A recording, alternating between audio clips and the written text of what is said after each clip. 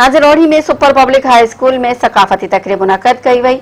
ॾिसूं था सैफुल्ला बलोच जी ही रिपोर्ट। 6 दिसंबर सकाफ़ती ईद वारे ॾियारे जे हवाले सां अञा बि रोहड़ी शहर में सरगर्मियूं जारी आहिनि। सिंध जा बेद, सिंध जी मिल्कियत उनवान सिरहेद, सिंध जे सींध संवारण लाइ रोहड़ी जे मशहूर school super public high school में एक पुरजोश तकरीब मुनक़द कई वई। दिल जी चाहींदड़ सकाफ़ती प्रोग्राम दौरान स्कूल जे प्रिंसिपल मैडम रक्षंदा ऐं ॿियनि उस्तादनि शागिर्दनि मेरान टीवी सां ॻाल्हाईंदे पंहिंजा वीचार कुछ हिन रीत वंडिया।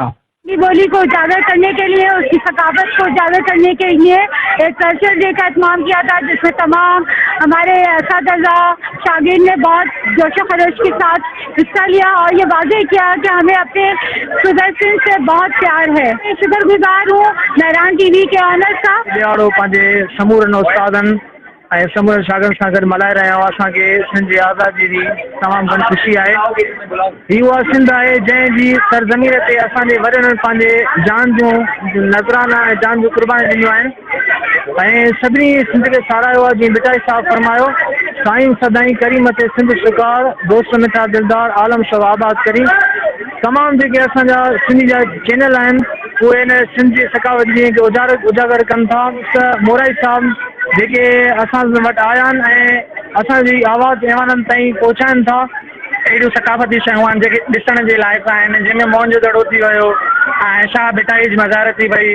ऐं सिंध में क़दीमी हवाले सां असांजे स्कूल में हर साल जेको आहे सो त हीउ प्रोग्राम मुनक़िद कयो वेंदो आहे। मेहरान टीवी जा शुक्रगुज़ार आहियूं जंहिं असांखे हीउ जेको आहे प्लेटफॉर्म।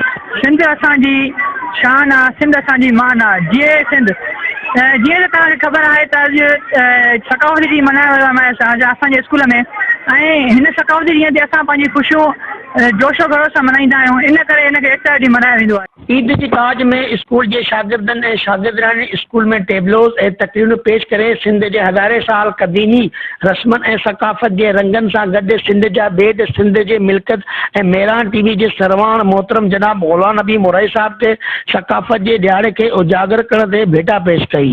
कैमरामैन शुएब अली सुबर सां गॾु सैफुल्ला बलोच, मेरान टीवी न्यूज़, रोहड़ी।